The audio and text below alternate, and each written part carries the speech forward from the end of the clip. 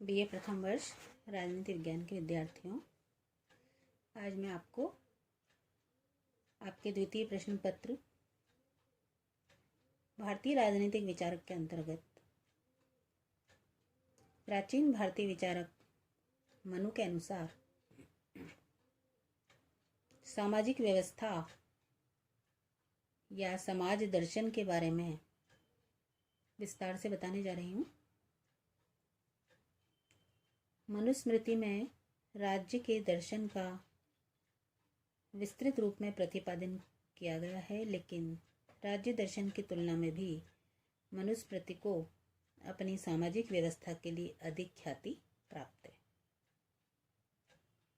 मनुस्मृति में सामाजिक संगठन के सिद्धांतों, विभिन्न वर्णों के कर्तव्यों तथा सामाजिक व्यवस्था के संदर्भ में राज्य के दायित्वों आदि की विस्तार के साथ विवेचना की गई है।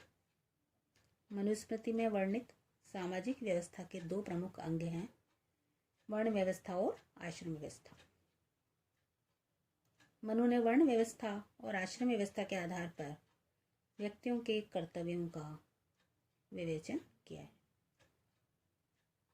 मनुस्मृति में इस बात पर बल दिया गया है कि वर्ण व्यवस्था और आश्रम व्यवस्था के अनुसार जीवन व्यतीत करने पर ही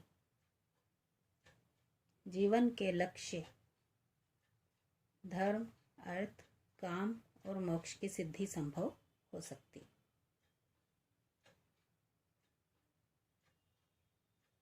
वर्ण व्यवस्था की यदि हम बात करें तो मनुस्मृति में धर्म और कर्म के आधार पर समाज को 4 वर्गों में बांटा है और इन 4 वर्गों को वर्ण का नाम दिया गया है। मनुस्मृति के अनुसार समाज में विद्यमान ये 4 वर्ण हैं, ब्राह्मण, क्षत्रिय, वैश्य और शूद्र। विभिन्न वर्णों के कर्तव्यों की विवेचना करें तो मनुस्मृति में सामाजिक व्यवस्था के अंतर्गत इन 4 वर्णों की स्थिति इस प्रकार से दी गई है।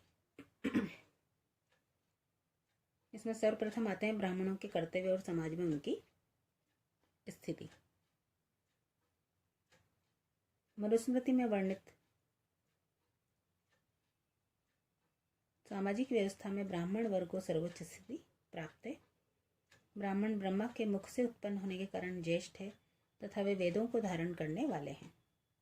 मनुस्मृति में कहा गया है कि ब्राह्मण धर्म की रक्षा करने की अपनी क्षमता के कारण ही सर्वश्रेष्ठ है। मनुस्मृति में ब्राह्मणों के जिन कर्तव्यों का विवेचन किया गया है उनमें प्रमुख हैं इंद्रियों पर नियंत्रण, पढ़ाना, यज्ञ करना, दान देना और दान लेना।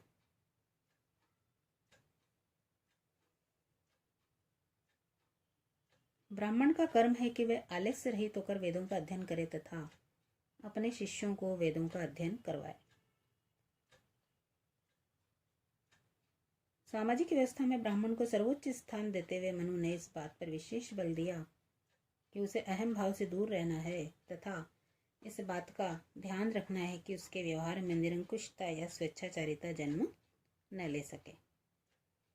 दूसरे स्थान पर जब हम क्षत्रियों के कर्तव्य देखते हैं तो मनु के अनुसार क्षत्रियों के प्रमुख कर्तव्य हैं प्रजा की रक्षा करना, दान देना, यज्ञ करना, अध्ययन करना, विषयों में आसक्ति नहीं रखना।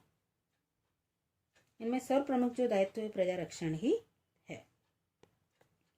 क्षत्रियों का कर्तव्य है कि व्यक्तियों को स्वधर्म का पालन करने के लिए उद्यत करें और अपराध प्रवृत्ति के लोगों को अपराध वृत्ति का त्याग करने के लिए उद्यत और बाध्य करें।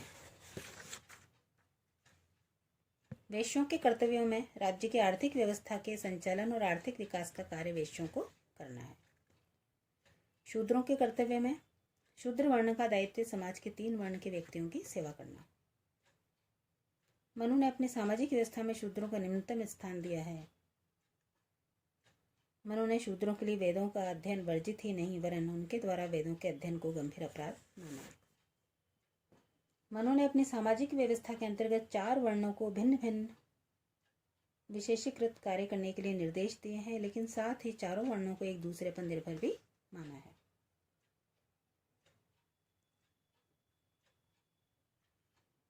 मनु ने शूद्रों के प्रति घोर अपमान और भेदभाव पूर्ण दृष्टिकोण अपनाया।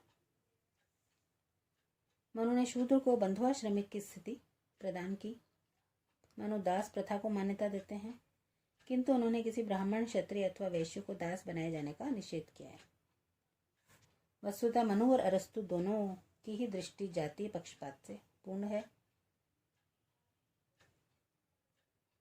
स्त्रियों के लिए जो मनु के विचार थे विचित्र स्थिति लिए हुए हैं। मनु एक और तो कहते हैं कि यत्र नारेस्तु पूज्यन्ते रमन्ते तत्र देवता, अर्थात जहाँ स्त्रियों की पूजा होती है वहाँ देवताओं का निवास होता है। मनु ने यह बात पारिवारिक जीवन और कुल के संदर्भ में कही। मनु कहते हैं कि जिस कुल में स्त्रियों के सम्मान और हितों की उपेक्षा होती है उस कुल के समस्त कर्म निष्फल हो जाते हैं। लेकिन मनु स्त्रियों को परिवार की सीमा के बाहर किसी कार्य को संपन्न करने की अनुमति नहीं देते। मनु स्त्रियों को घर के बाहर कोई स्वतंत्रता प्रदान करने के पक्ष में नहीं।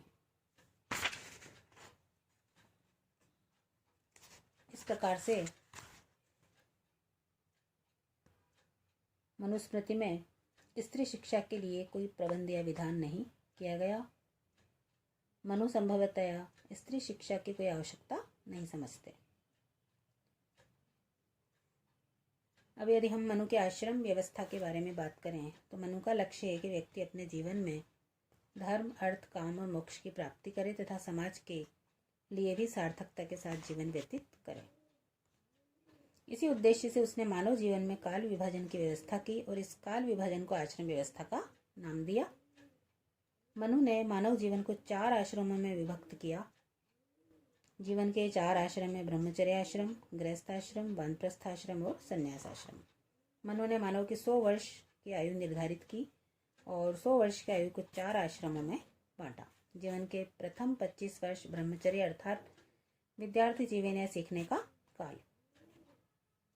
उसके बाद 25 वर्ष गृहस्थाश्रम अर्थात पारिवारिक जीवन का काल। उसके बाद 25 वर्ष अर्थात अनुभवों से आने वाली पीढ़ी को प्रशिक्षित करने और संन्यास आश्रम के लिए तैयारी का काल। और अंतिम 25 वर्ष संन्यास अर्थात मोक्ष की प्राप्ति हेतु तप और तपस्या का काल। मनु के अनुसार इन 4 आश्रमों का विधि विधान इस प्रकार से है कि ब्रह्मचर्य आश्रम में शिक्षा प्राप्ति और वेदों के अध्ययन का विधान है। गृहस्थ आश्रम में उच्च कुल के श्रेष्ठ कर्तव्यों को निभाते हुए धर्म, अर्थ और काम की सिद्धि। वानप्रस्थ आश्रम में गृहस्थ के द्वारा लगभग 50 वर्ष की आयु प्राप्त कर लेने और जीवन के सांसारिक लक्ष्यों की प्राप्ति के बाद मनु ने उसके लिए वानप्रस्थ आश्रम का विधान किया। संन्यास आश्रम में जीवन के अंतिम चतुर्थांश को संन्यास आश्रम के रूप में स्वीकारा गया।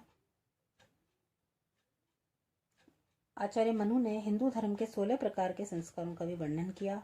इस प्रकार के संस्कार बताकर मनु ने जीवन को जन्म से लेकर मृत्यु पर्यंत पूर्ण धार्मिक बनाने का प्रयास किया।